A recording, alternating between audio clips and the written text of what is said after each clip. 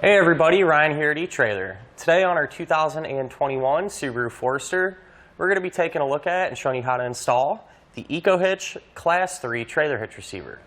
So one of the main things that really separates this hitch from many of the others is the fact that it's going to be, for the most part, completely hidden. Really, the only thing you're going to be able to see is this receiver tube opening, and so it's going to do a great job of maintaining that factory appearance. And on the same note, we're still going to be able to have that ease of use and functionality that we're looking for. So whenever we are ready to use the hitch, everything's going to be in the open and easy to get to. It's going to sit up nice and tight against the bottom of our Subaru, so we're going to maintain some good ground clearance. And more importantly, we're going to have good bumper clearance. I know a lot of our Forester customers like to use hitch-mounted accessories, and so that bumper clearance is going to play a big role. It's going to come out, the end of the receiver tube opening here, it's going to come out pretty much flush with the back of our bumper, and that's going to allow us to fold those accessories in that upright position without having to worry about them contacting the back of our Forester. So with this being a Class 3 hitch, it's going to give us that 2" by 2" receiver tube opening. That is a very common size, and a ton of different accessories will work with it. It's going to have a reinforced collar to give us a little extra strength, and it's also going to have that standard 5/8 pinhole.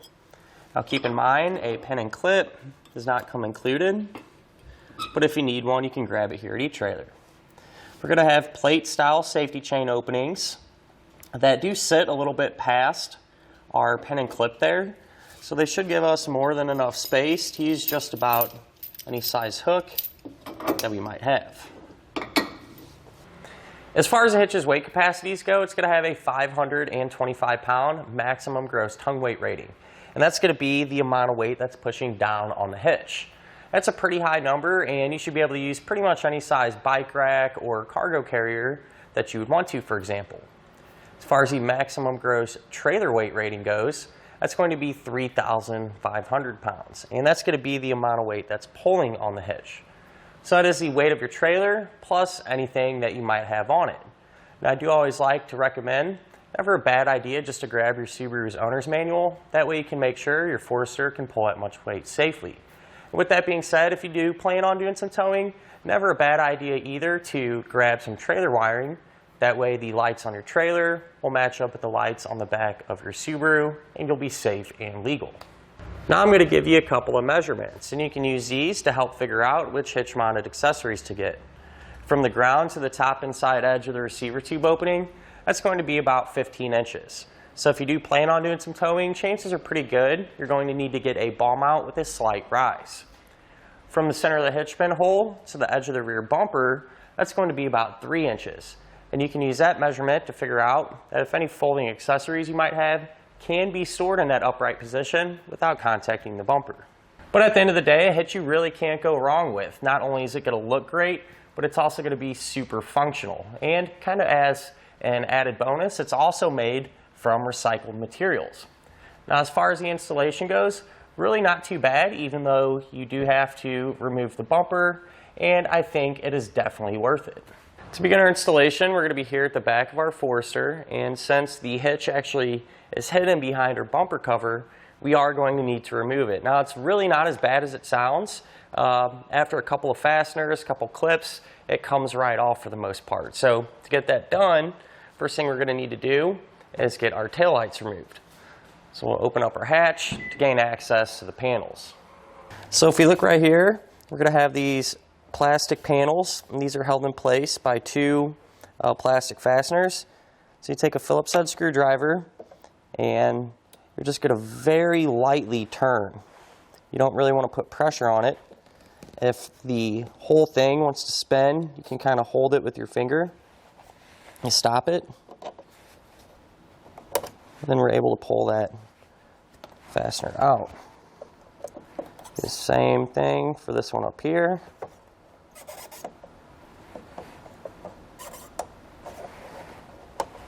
Get that one pulled out. And then you can grab this cover and start to work it out. So you may have to kind of grab the edge of it and kind of pull up and out, like so. Set that to the side, and then we can remove our tail light. So there's going to be two 10mm bolts. So get them pulled out. We just kind of grab our tail light, wiggle, and pull back towards you. And once it's free, we can then disconnect it. So that's the tab. You're going to push down on the center of it and pull it out. So with this tail light removed, we'll set it to the side and repeat the process for the other side of our Forester.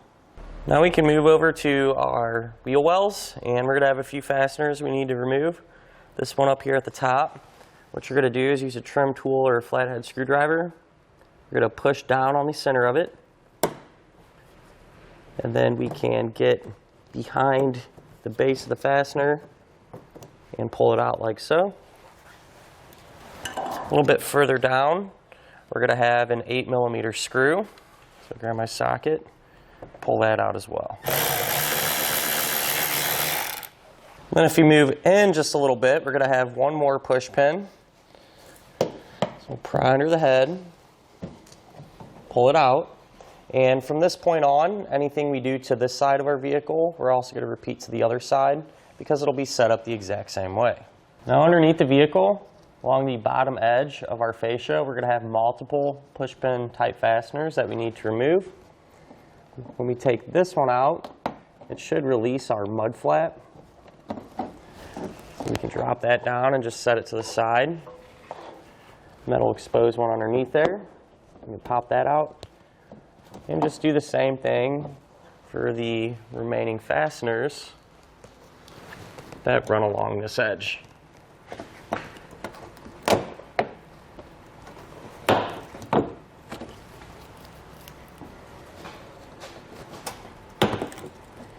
Now with an extra set of hands, we can actually remove our fascia. Now what I've done is just use some painter's tape here along the edge here.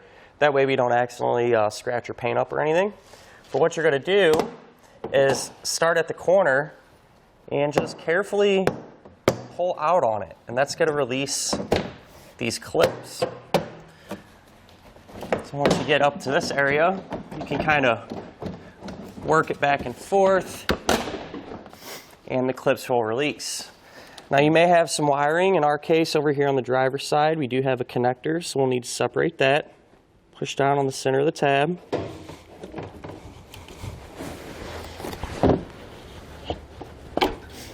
Separate the two, and with our fascia free, we can now set it off to the side, somewhere safe. Now what we're able to do is actually remove our bumper beam here. So we're going to have three fasteners. We're going to have a bolt there, one down here, and one just like those, except it's a nut right over here on this side. So I'm going to use a 14mm socket and pull all those out.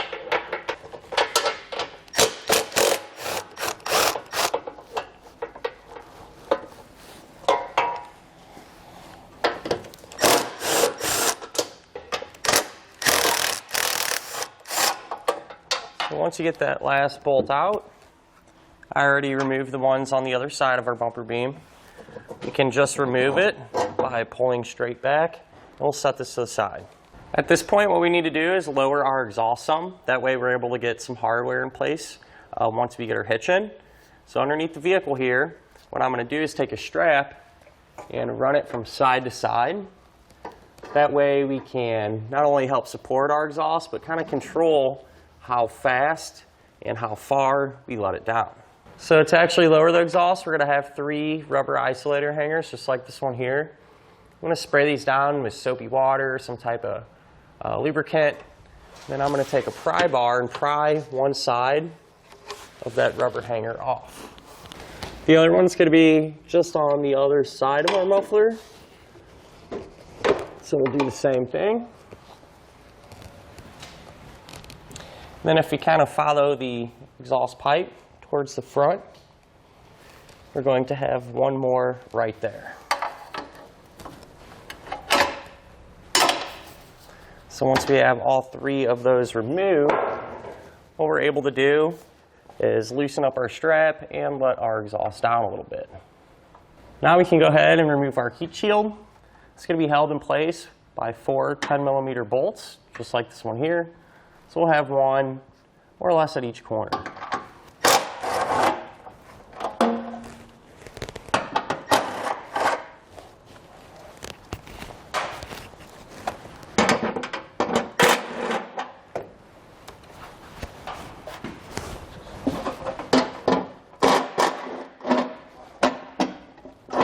And grab our heat shield and lower it from our vehicle. And while we're down here, what we can do is pull out this rubber plug on each side of our vehicle. So you can take a flathead screwdriver and just kind of pry underneath it and pop it out. We're doing that to expose this opening here because we're actually going to use this as an attachment point to help secure our hitch. So before we actually put our hitch into place, I just want to explain a little bit how it's going to work. So we're going to have 3 holes here on this flat portion. And those are actually going to line up with the bolt holes that was originally securing our bumper beam on. And if you kind of flip it down this way, you can see we're going to have this channel. This hole here towards the back, that one's going to line up with that hole in the frame rail from where we pulled that rubber plug from. Then eventually we'll get some hardware in there. With that being said though, let's go ahead, take our hitch and raise it up into position. So go ahead, grab our hitch, slide those channels into the frame rail, slide it in place. And what we're going to do is first secure the hitch here where the stud's coming out. We're going to take a flat washer, a split lock washer, and a nut. We'll go ahead and get this started hand tight on each side so the hitch will support itself. And for the other 2 remaining holes here, we're going to take a bolt, a split lock washer, and a flat washer. And then these are just going to thread right in. So I'm going to get all of these hand tight for now.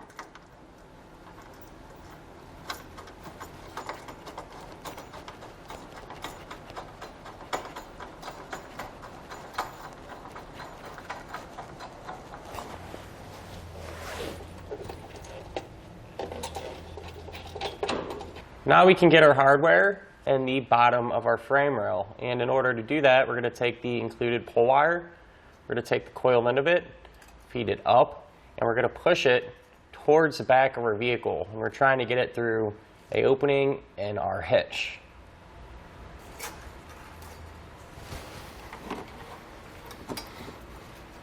So once we have it like this, we can grab our hardware, get it on the pull wire, and pull it into position. So the hardware that we're going to use is this bolt here, a star washer. We'll go over the bolt, followed by a flat washer.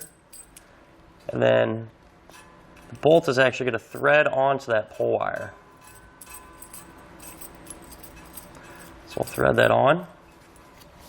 Then you can just take the hardware and push it through the opening in the hitch. Come back down, have our bolt drop out, and we're going to take our pull wire off. And you want to be careful not to damage the pull wire because you will need it for the other side. And we can take a spacer block like this, followed by a split lock washer and a hex nut.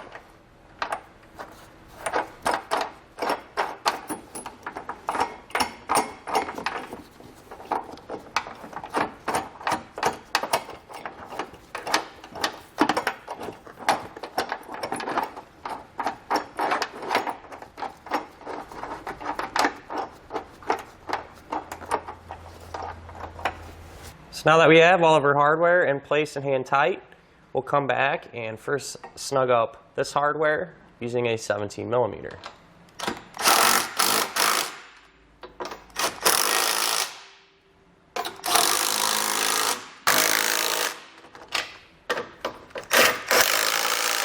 Now we can come back underneath and snug up this hardware as well.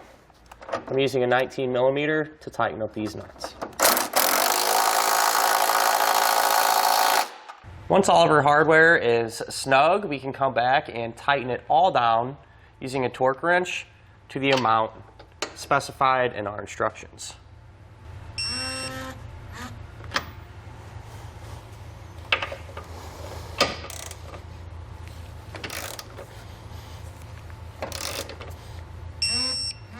Now we can go ahead and grab our heat shield, and we're going to have to trim a small portion of it out.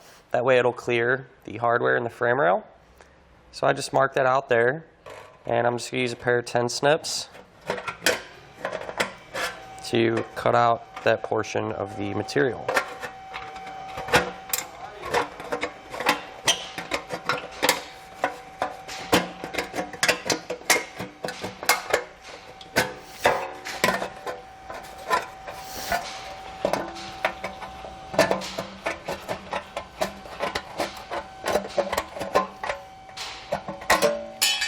So now that we have our heat shield trimmed out, we can go ahead and reinstall it the opposite way that we removed it.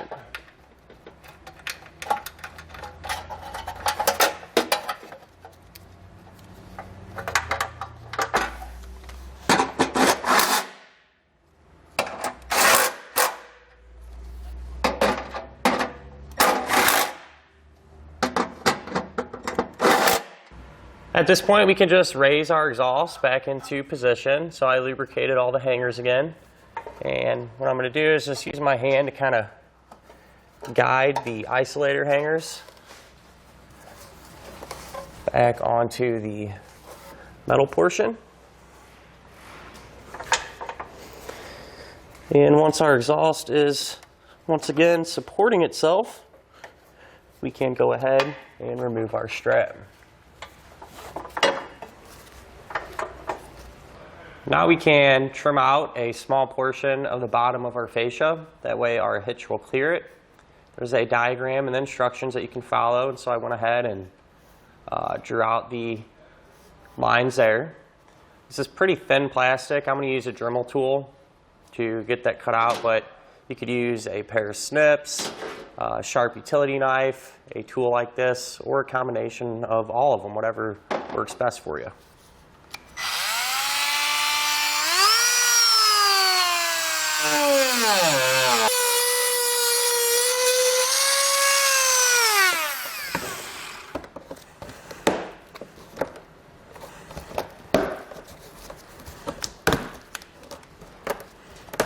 If you want to, once you get it cut out, you can always come back with a file or some sandpaper, something like that, and kind of clean up the rough edges. Now, with our fascia trimmed out, we can reinstall it the opposite way that we removed it. Don't forget to plug any of your wiring back in.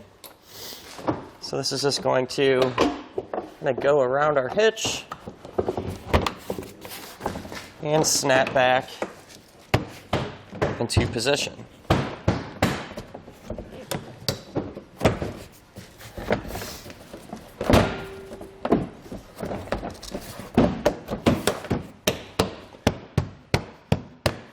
So once you have your fascia back on, you're simply just going to re-secure everything. Again, the opposite way that we removed it all.